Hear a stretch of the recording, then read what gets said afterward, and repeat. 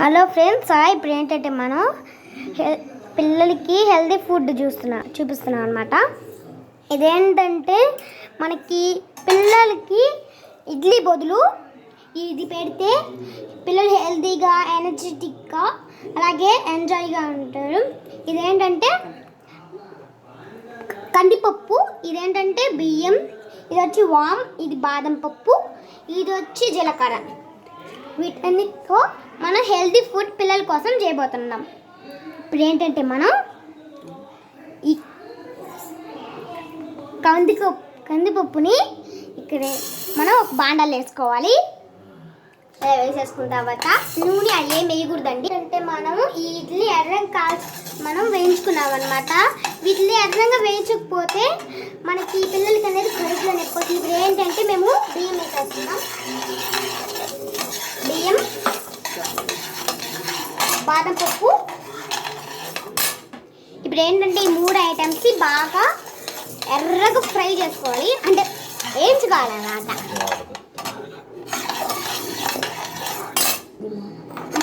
మనం ఈ 3 ఐటమ్స్ని దోరగా వేయించుకోవాలి.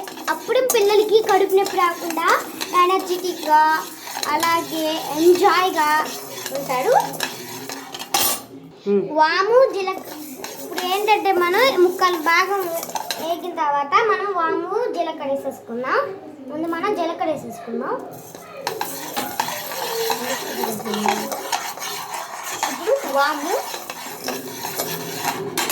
టీ గ్లాస్ కందిపప్పుకి, టీ గ్లాస్ బియ్యం అన్నమాట. 1 స్పూన్ జీలకర్రకి 1 స్పూన్ వాము, బాదం పప్పు 15 పప్పులు. ఇప్పుడు ఇలా ఎర్రగా వేయించుకున్న తర్వాత ఒక ప్లేట్లోకి తీసేసుకొని చల్లార్చుకొని మిక్సీ పట్టుకోవాలి.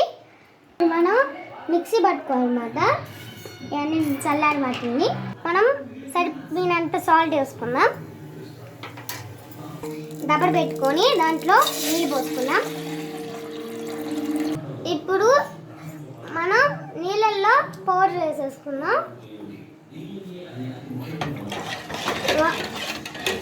1 స్పూన్ పౌడర్కి 2 టీ గ్లాసెస్ నీళ్ళు. గడ్డ కట్టుకోకుండా కలపాలి. మనం గడ్డలు కట్టకుండా కలుపుకుంటూ ఉండాలి. చూడండి, కలుపుతూ ఉన్నాము, దగ్గర పడుతుంది. మీరు బాదం పప్పు, జీడిపప్పు కూడా వేసుకోవచ్చు.